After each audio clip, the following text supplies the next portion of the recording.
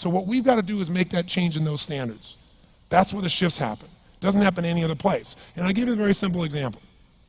If you want to know the difference in people's lives, it all comes down to what are the things that are musts for you versus shoulds. So let me tell you this. We said to have an extraordinary life, you got to have an extraordinary psychology, right? Extraordinary psychology means you got to live in an extraordinary state. To be in an extraordinary state, you got to condition your nervous system, your body, your physiology and focus to be at their best. Do you agree with this? Yes or no? Then to do that, though, you can do that. Why doesn't everybody? Not because you can't. We all have the ability. It's because of our standards. I remember a time early in my career, I was about 24, and I went to do a seminar in Boston. And in those days, a big seminar for me was like 125 people. It was a 3-day seminar, and we worked around the clock, and people made such extraordinary changes in their life. And at the end of it, I was feeling so fulfilled. I was thinking, my God, I'm 24, maybe 25 at the time, and I am so happy because I have found my mission in life. I'm doing what I love. It's making a difference in people's lives. This is extraordinary. So we finished about midnight on the Sunday night. And around midnight, I'm still wound up, so I don't feel like going to bed. So I decided, okay, let me take a walk here, and I decided to go through Copley Square. If you've been through Copley Square, it's a pretty neat place. Because in Copley Square, you can look up and you can see buildings that were here before we were known as the United States, and beside them you see skyscrapers that are new. It's a pretty cool place. So I'm walking around midnight on Sunday night. There's nobody in Copley Square midnight on Sunday night. And I'm walking along, and I see this guy in the distance, and he's kind of stumbling back and forth between the gutter and the sidewalk. He's got a long trench coat on, his head's down like this. He's holding a brown bag, and I can start to smell him even before I get there, and I'm thinking, this guy is obviously drunk. And as I started to get closer, I thought, I bet he's going to beg me for some money. And sure enough, whatever you focus on life tends to happen, doesn't it? So sure enough, he gets real close to me, and I thought all of a sudden he wasn't going to do it, and all of a sudden he popped his head up. It was really weird. He went, "Mister!" He had this really bizarre-looking sounding voice. He went, "Mister, could you loan me a quarter?"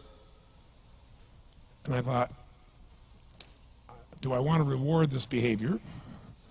And then I thought, I don't want him to suffer. Do you have this dilemma sometimes? Like, I'm not here to judge. So years ago, I finally decided I always just give. Even if the person's pulling a scam, that's for them to deal with. If I have the ability, then I give. And so I thought, but could I teach him something? So I asked him a question back. I said, is that all you want is a quarter? So he goes, yeah, just one quarter. One quarter changed my whole life. One quarter. I said, really? He said, yeah, one quarter.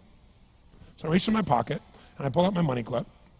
And in those days, I was very young, just starting to succeed. And my original mentor was a man named Jim Rohn. I don't know, how many have heard of Jim Rohn? Anybody? Yeah, he's a great guy. And Jim told me, he said, Tony, look, you've come from a poor background. You got a poor psychology. You got to change it. He said, you don't have any money, so pretend you do. He said, start training your brain. Condition it. He said, go save all your money, get $300 bills, and put them on the outside of your money clip, even though you only have $5 in between them. So every time you put it out, you'll see that, you'll feel inspired, you'll feel better. He said, and you'll feel better, you'll do better. So I was like, okay. So I did. So I pulled my money clip, and sure enough, I got $300 bills in. I made sure he saw the bills. So I'm tearing through that, right? Looking in between there, see if I can find some change. But I made sure he saw it. Sure enough, he's looking at the $100 bills, checking it out. I find the quarter, I pull it out, take the money, put it in my pocket. I notice he's watching my hand going into the pocket. I took the quarter, and I looked at him, and I said, sir, life will pay any price you ask of it. And I gave him the quarter. And then something really interesting happened. He took the quarter. He looked at the quarter. He looked at me. He looked at my pocket. He looked back at the quarter, looked at me, looked at my pocket, looked at me again, looked at the quarter, looked at my pocket, looked back at me and said, you're weird. And then he shuffled on off like this, right? And I thought to myself, wow, what's the difference between him and me? I mean, I was 24, 25 at the time, doing what I love most, have my mission in life, and he's in his early 60s, drunk on the street begging for quarters. What's the difference? And I thought, well, maybe God's blessed me because I'm such a good person. I thought, oh, and he's such a bad person, that's such bull. And I thought, wow, maybe the answer to that question is what I just told him. Life will pay whatever price you ask of it. But you know what's interesting?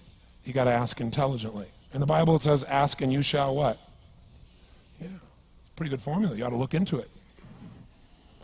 But you know what? It says, ask and you shall receive, but I'm sure it meant ask intelligently. I'm sure that's what God meant. I'm sure he didn't mean bitch and you will receive. Whine and you will receive. I don't think that was the instruction. Now, if you were going to ask intelligently, there might be 5 elements of that. Number one, you'd have to ask specifically, wouldn't you? You wouldn't ask in a general way. People do that all the time. They go, I want more money. Fine, here's $1, get out of here. Very often, you're getting what you're asking for. You're just not aware of how general you're asking. Clarity is power. The more clear you are about exactly what it is you want, the more your brain knows how to get there. Your brain is a servo mechanism. It's like a bomb. Those bombs, those missiles, they have a servo mechanism. So if the target moves, it knows what the target is, it follows it. Your brain, when you condition it, knows exactly what to go for and it'll find a way to get there. Did you ever buy a certain outfit or a certain car and suddenly see that car outfit everywhere? How many of you had that experience? Say, aye. How come that car outfit's everywhere? It always was everywhere, but now you notice it. And the reason is because there's a part of your brain called the reticular activating system, the RAS. That part of your brain determines what you notice and what you don't notice. Your brain spends most of its time trying to make sure you don't notice because you'll go crazy if you notice everything. But when you decide what's most important to you, your brain goes after it. Everyone I know who's successful builds what I call an RPM plan. An RPM is built on the metaphor that the way to get from where you are to where do you want to go to the fastest is you got to build power, like in a car, RPMs. And the R stands for they know the result they're after. They know what they want precisely. If you don't know exactly what you want or you let yourself get beyond that into something general, you're not going to achieve it. Clarity is power. You got to know the specific result you're after. What do you want? If you can't answer that question right now in your personal life, in your body, in your relationships, in your finances, in your spirituality, then you're not going to be as fulfilled as you want to be. Today we're going to have you answer one of those questions at least. The second part of it, you got to know P, why you're doing it. Because you know what? You may get a big goal as soon as I want to make $1 billion. I want to bring peace to the earth. Why? Because as soon as you come up with a goal, all the obstacles show up. And unless you've got enough emotional drive to break through that, you're never going to discover what it really takes. So you got to get yourself past that. And the way to get past that is have enough reasons. Reasons come first, answers come second. This man did not know what he wanted. He did not have enough reasons. To ask intelligently, you got to ask specifically. To ask intelligently, you got to know why you want it, have enough drive to make it happen, enough juice to make it happen. If you don't have enough reasons, you will not make it happen. And the M is, what is your massive action plan? What is going to get you to actually fall through? Because the first plan's not going to work and the second plan's going to work, so you better have enough plans that if the first two don't work, you still got something else. Otherwise, you're going to be having excuses why it didn't work. So asking intelligently requires that. So if we're going to be extraordinary in our results, we've got to be in an extraordinary state. We've got to know what we want and we've got to go use it.